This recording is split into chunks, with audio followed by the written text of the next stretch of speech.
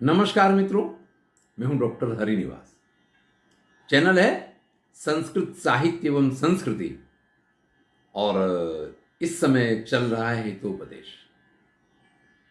हिरण्यक अपने मित्र लघुपतनक के साथ कर्पूर गौर नाम के सरोवर पे, जहां लघुपतनक का मित्र मंथर रहता है, कछुआ, वहां पहुंच गया है।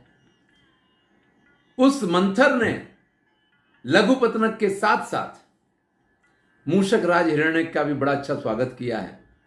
और ऐसे में कवि लिखता है, बालो वा यदि वा वृद्धो युवा वा गृहमागता तस्य पूजा विधातव्या सर्वस्य अभ्यागतो गुरु। भाई, कोई बालक हो, कोई वृद्ध हो, कोई युवान हो, आपके घर चाहे बच्चा आ जाए, चाहे वृद्ध आ जाए, चाहे युवान आ जाए, उसका आतिथ्य सत्कार योग्य तरह से करना चाहिए।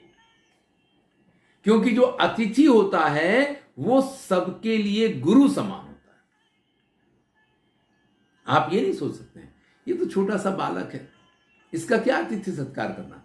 कई बार लोग, बच्चा कोई घर पे आ जाए तो एक आध चॉकलेट दे दिला के उसका, नहीं, नियम ये कहता है बालक हो, वृद्ध हो, युवान हो, कोई भी अगर हमारे घर पे आ जाता है तो हमें उसका आतिथ्य सत्कार करना चाहिए। चलिए, एक कथा है कठोपनिषद में, नचिकेता आख्यान। आपको सुनना है तो कठोपनिषद की प्लेलिस्ट में जाइए और कठोपनिषद के वीडियो देखिए, वहां आपको ये कथा सुनने को मिलेगी। थोड़ा मैं कह देता हूं, ये अभी बहुत छोटा 5 वर्ष का बालक है, जिसको भी ये ज्ञान नहीं है कि पिता अगर कुछ कर रहे हैं तो बार बार उनको नहीं टोकना चाहिए। बार बार पिता को टोकता है कि आप ऐसी गायों का दान क्यों कर रहे हैं, ऐसी गायों का दान क्यों कर रहे हैं, अगर आप इन गायों का दान कर रहे हैं तो मुझे किसको देंगे, मुझे किसको देंगे। तो पिता ने आक्रोश में आके कह दिया कि तुम्हें यमराज को देंगे। तो नचिकेता सीधे यमराज के यहां पहुंच गए जाके। अब यमराज को तो पता नहीं था, क्योंकि अभी तो नचिकेता के यहां आने का टाइम हुआ नहीं है। उनके यहां तो सबकी घड़ी लगी हुई है कि भाई ये डॉक्टर HP तिवारी की घड़ी है और ये आज पूरी हो गई तो आज उनको आ जाना चाहिए। तो वहां तो सबकी घड़ियां लगी हुई हैं। नचिकेता की घड़ी में अभी 12 नहीं बजे थे, अभी उनका टाइम पूरा नहीं हुआ है, तो उनको तो आना नहीं था। उनके स्वागत सत्कार की वहां कोई तैयारी नहीं है। अब नचिकेता जब जाके पहुंचते हैं और यमराज के यहां उनका स्वागत नहीं होता है, तो यमराज से कहते हैं कि मैं आपके यहां अतिथि के रूप में आया और आपने मेरा जो स्वागत नहीं किया है। यमराज उनसे क्षमा प्रार्थना करते हैं और फिर उनको वरदान देते हैं, तब कहीं जाकर के उनका प्रायश्चित होता है। तो ये बालक हो, वृद्ध हो, युवा हो, जो भी हमारे घर पे आ जाए, हमें उसकी अच्छी तरीके से आगता स्वागता पूजा करनी चाहिए, क्योंकि अतिथि जो है वो हमेशा गुरु होता है। अब कहते हैं, गुरुर अग्नि द्विजाति नाम वर्णा नाम ब्राह्मणो गुरु पतिरेको गुरु स्त्री नाम सर्वस्व अभ्यागतो गुरु। देखिए, ब्राह्मणों के लिए अग्नि ही उनका सबसे बड़ा गुरु है, ज्ञानदाता है। ब्राह्मणों को और किसी की उपासना करें ना करें, पर अग्नि की उपासना करनी ही होती है। अग्नि के अनेक स्वरूप हैं, ज्ञान भी अग्नि का एक स्वरूप है, क्योंकि जो ज्ञान में तेज है वही तो अग्नि में है। तो अग्नि ब्राह्मणों के लिए गुरु मानी गई है, यानी कि अग्निहोत्र करना, गायत्री की माला करना, ज्ञान जिस प्रकार से अर्जित हो इस प्रकार की पुस्तक इत्यादि का अध्ययन करना, ये सारी चीजें ब्राह्मणों के लिए श्रेष्ठ मानी गई हैं। इसलिए अग्नि को ब्राह्मणों का गुरु कहा गया है। और सभी वर्णों के लिए ब्राह्मण जो हैं वो गुरु होते हैं।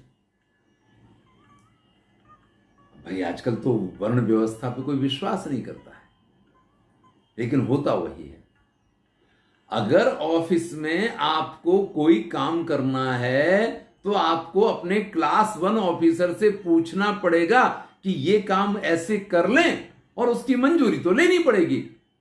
आप माने, आप जाति प्रथा के विरोध में, आप वर्ण व्यवस्था का विरोध करें भले, लेकिन जब भी आप इस संसार को सुचारू रूप से चलाना चाहेंगे तब आपको इस वर्ण व्यवस्था को स्वीकार करना ही पड़ेगा, और हर जगह इसका स्वीकार होता है।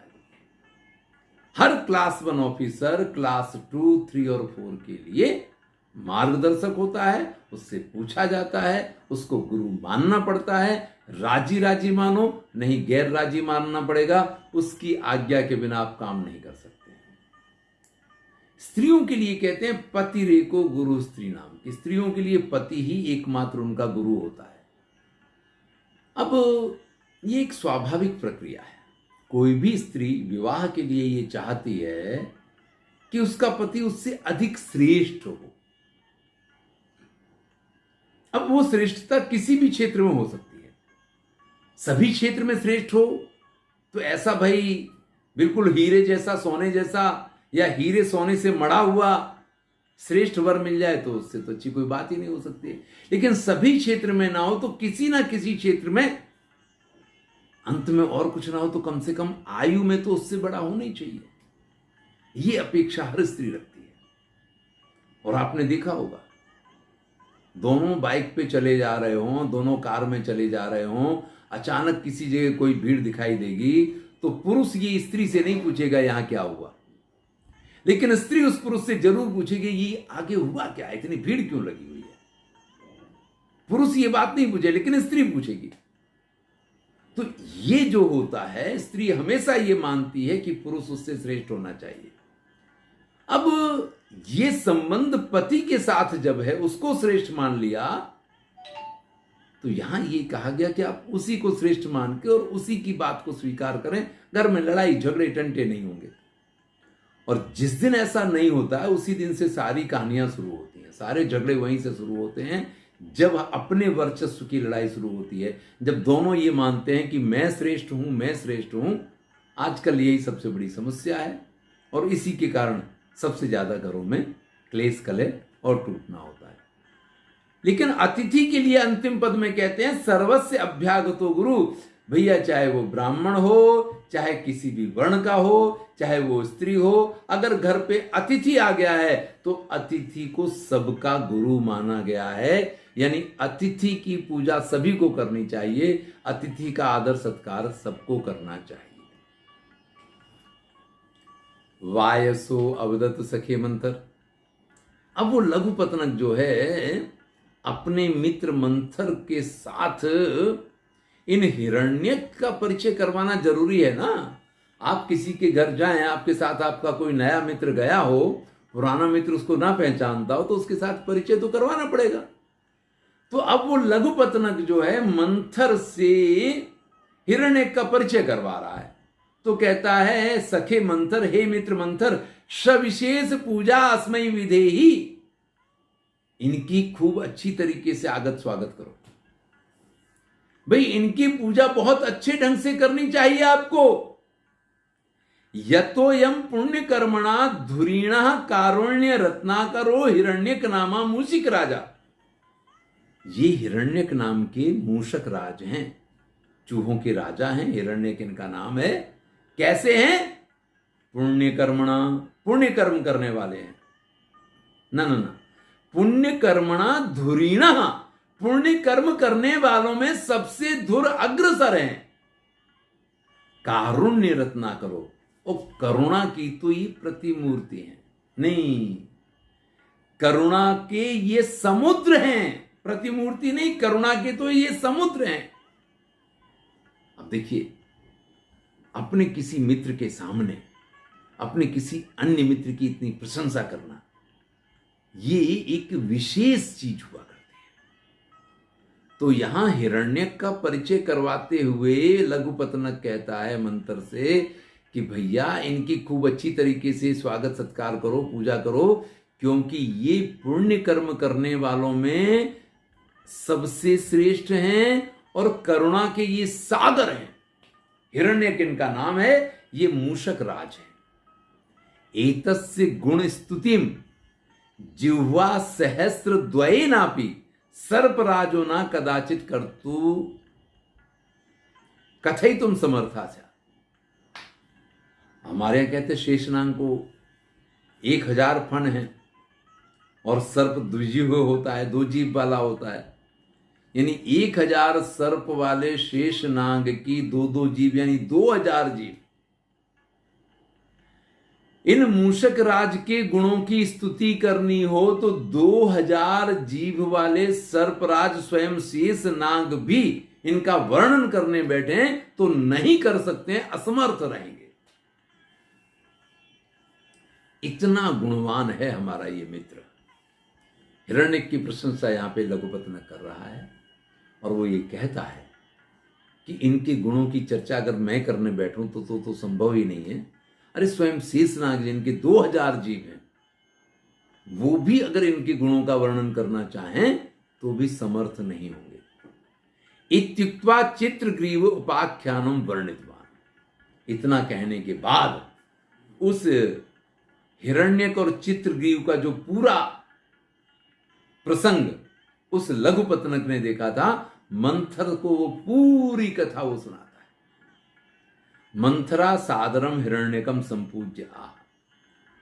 मंथर ने बड़े अच्छे ढंग से, बड़े आदर के साथ हिरण्यक को देखा। देखिए, अच्छे काम जिंदगी में जब भी आप करेंगे, चाहे अपने मित्र के लिए करें या समाज के लिए करें, किसी के लिए करें, तब लोग आपकी प्रशंसा करेंगे और जरूर करेंगे। कोई भी अच्छा काम करने वाला हो, उसकी प्रशंसा ना हो, ऐसा हो नहीं सकता है। जब भी लोगों को आपके उस कार्य के बारे में मालूम पड़ेगा, तब आपकी प्रशंसा अवश्य की जाएगी। तो यहां मंथर ने हिरण्यक की वो पूरी कथा सुनी तो हिरण्यक की प्रशंसा करता है, फिर उसकी पूजा करता है, फिर उससे कहता है, भद्र आत्मनो निर्जन वन आगमन कारणम आख्यातुम अर्हसि। अरे भाई, आप मूषक राज हो, मूषकों के बीच में आपको रहना चाहिए, उनके ऊपर राज्य करना चाहिए। इस प्रकार से बिल्कुल अकेले निर्जन वन में अकेले आकर के ऐसे कैसे आप रह रहे हो? ये बात कुछ समझ में नहीं आई, विचार नहीं है। आपको ये प्रश्न आया मन में या नहीं आया, वो आप जाने। लेकिन लघुपतनक ने जब कहा कि हिरण्यक चूहों का राजा है, तो मंथर उससे पूछता है कि भैया, आप इस प्रकार से अकेले जंगल में, निर्जन वन में, जहां दूसरे चूहे हुए ना हो, वहां किस प्रकार से आप रहते हैं?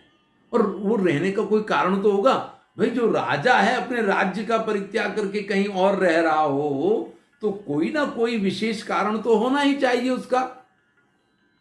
हिरण्य को अवदत। तब हिरण्य कहता है, कथयामि श्रूयता। चलो मैं आपको अपनी कथा सुनाता हूं। अस्ति चंपकाभिधानायाम नगर्याम परिव्राजका वसथा। चंपक नाम की नगरी में परिव्राजकों, सन्यासियों का एक आश्रम हुआ करता था। तत्र चूर्णाकर्णो नाम परिव्राट प्रतिवसति। वहां चूर्णाकर्ण नाम का एक सन्यासी रहा करता था। सच भोजना अवशिष्ट भिक्षान्न सहितम भिक्षा पात्रम नागदंत के अवस्थाप्य स्वपिति।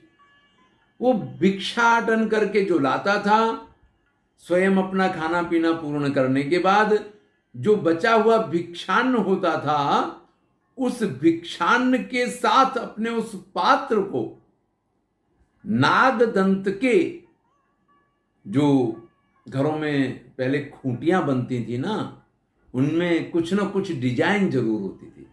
एकदम सीधी कील लगी हुआ ऐसा नहीं होता था। आजकल भी कपड़े लटकाने के लिए होती हैं, किसी में आगे से अलग प्रकार की डिजाइन होती, किसी में कुछ होता है।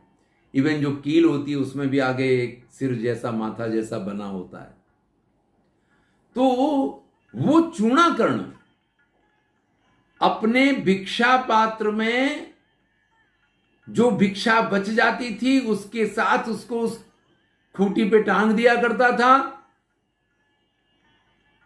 और जब वो सोता तो मैं वहां जाकर के उत्प्लुत्य प्रत्यहम भक्ष्यामि, मैं कूद के उस जगह चढ़ जाता था और उस भिक्षा को खाया करता था। मतलब जमीन से 4 फुट 5 फुट ऊंचाई पे जो खूंटी पे टंगा हुआ वो भिक्षान्न हुआ करता था, मैं जोर से कूद के वहां पहुंच जाता था और उसका भक्षण करता था। अनंतरम तस्य मित्र प्रिय सुहृद वीणाकर्णो नाम परिव्राजकः समागतः। एक दिन की बात है कि उनका एक मित्र, दूसरा परिव्राजक यानी दूसरा सन्यासी, उनका मित्र जिसका नाम वीणाकर्ण था, वो वहां समाया था, आ गया। तेन सह कथा प्रसंगावस्थितो मम त्रासार्थम जर्जर वंश खंडेन चूर्णाकर्णो भूमि मताड़यत। अब दोनों में बातचीत शुरू हुई। वीणाकर्ण उस चूर्णाकर्ण को कुछ सुना रहा है और वो चूर्णाकर्ण बीच बीच में जो फटा हुआ बांस है उसको जमीन पे बार बार खटखटाता है मुझे भगाने के लिए। तो वीणाकर्ण उसको कथा सुना रहा है, उसका ध्यान कथा में नहीं है, और वो बार बार बीच बीच में जब बांस खड़खड़ाता है तो वीणाकर्ण ने कहा, सखे किमिति, अरे मित्र ये क्या है? मम कथा विरक्तो अन्यासक्तो भवान, आप मेरी बात नहीं सुन रहे हो, आपका ध्यान तो कहीं और है, ऐसा कैसे यार? चूर्णाकर्णेन उत्तम। तब चूर्णाकर्ण बोला, मित्र नाहम विरक्ता, मैं आपकी बात नहीं सुन रहा, ऐसा नहीं, बात तो कथा तो आपकी ही सुन रहा हूं, किंतु पश्यायम मूषिको ममापकारी सदा पात्रस्थम भिक्षान्नम उत्प्लुत्य भक्ष्यति। अरे तुम उस चूहे को देखो तो सही, कितना बदमाश है। मेरा भिक्षान्न जो खूंटी पे टंगा हुआ है नित्य प्रति, ये वहां कूद के चढ़ जाता है और उस मेरे भिक्षान्न को ये खा जाता है। अब जिनके घर में चूहे हों उन्हीं को पता चलता है कि चूहों से कितनी परेशानी होती है। तो चूर्णाकर्ण वीणाकर्ण से कहता है कि भैया मैं आपकी बात नहीं सुन रहा हूं, ऐसा नहीं है, कथा तो मैं आप ही की सुन रहा हूं, लेकिन ये चूहा जो मुझे बहुत परेशान करता है, ये वहां खूंटी पे टंगा हुआ जो मेरा भिक्षान्न है नित्य प्रति वहां कूद के चढ़ जाता और उसको खा लेता है। वीणाकर्णो नाग दंतकम विलोक्याह। अब वीणाकर्ण की नजर वहां खूंटी पे गई। कथम मूषिका स्वल्प बलो अपि एतावत दूरम उत्पतति। अरे चूहा, उसमें कितनी ताकत, वो इतना ऊपर तक कूद जाता है। मतलब 4 फुट ऊंची छलांग लगा के अगर यहां तक 4-5 फुट ऊंचा वो कूद जाता है, तो भाई चूहे में तो ऐसी ताकत नहीं होती है, इतनी ऊंची जंप लगाए, इतना ऊंचा कूदे, ये तो उसकी शक्ति नहीं होती है। तदत्र केनापि कारणेन भवितव्यम। तो यहां तो कोई ना कोई कारण होना चाहिए। अरे भाई, अकस्माद युवती वृद्धम केशेषु आकृष्य चुंबती पतिम निर्दय आलिंग्य हेतु रत्र भविष्यति। अगर कोई नवयुवान पत्नी अपने वृद्ध पति का बाल पकड़ के और एकदम से उसका चुंबन ले, तो ऐसा होता नहीं है। अगर ऐसा कुछ हो रहा है तो यहां कोई ना कोई कारण होना चाहिए। तो चूर्णाकर्ण ने कहा, भैया ये क्या कारण वाली बात हुई?